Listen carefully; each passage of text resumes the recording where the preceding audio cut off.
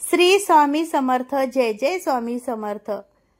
मी आज तुम्हाला गोरक्ष किमयागिरी या ग्रंथाबद्दल थोडंसं माहिती सांगणार आहे। तर हा ग्रंथ नाथ संप्रदायातील असून हा खूप महत्त्वपूर्ण ग्रंथ आहे। या ग्रंथात नवनाथ सिद्धांताच्या जीवनचरित्राचे वर्णन केले आहे। विशेषतः गोरखनाथ यांच्या जीवनातील घटनांचे आणि आध्यात्मिक साधनांचे तपशील या ग्रंथात आढळतात।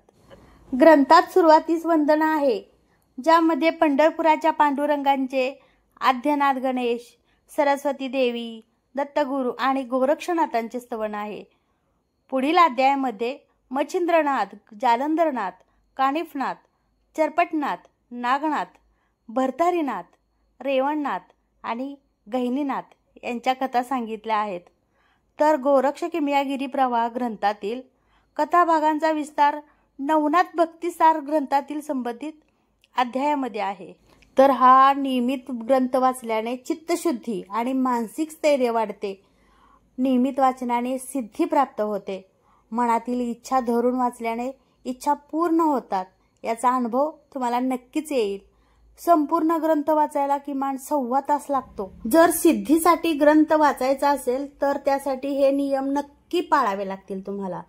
हा ग्रंथ गुरुवारी 11 वाजता वाचायचा आहे किंवा शनिवारी संध्याकाळी 11 वाजता वाचला तरी चालेल। ग्रंथाला बसायच्या आधी 5 मिनिट म्हणजे 5 किंवा 10 मिनिट डोक्यावरून अंघोळ करणं खूपच महत्त्वाचं आहे।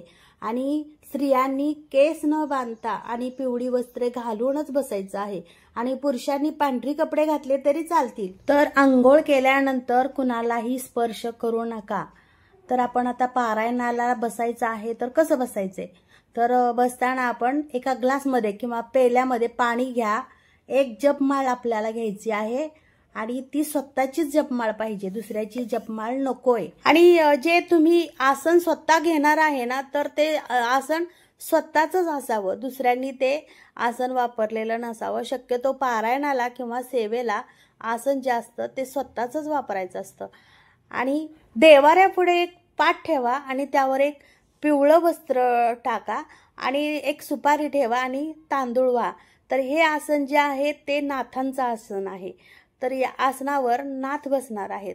आता आपल्याला काय करायचंय, तर आपण भस्माचा एक गोल काढायचा आहे, त्यामध्ये आपण पारायणासाठी बसायचं आहे। तर बसायच्या आधी तुम्ही स्वतःचं आसन, जपमाळ आणि पाणी जे घेतलेलं आहे पेल्यामध्ये किंवा ग्लासमध्ये ते आतमध्ये घेऊन नंतर तो भस्माचा गोल काढून घ्यायचा आहे। तर पारायणाला बसायच्या आधी तुम्ही कपाळाला ते भस्म लावून घ्या आणि एक जपमाळ श्री स्वामी समर्थ यांची एक जपमाळ करा।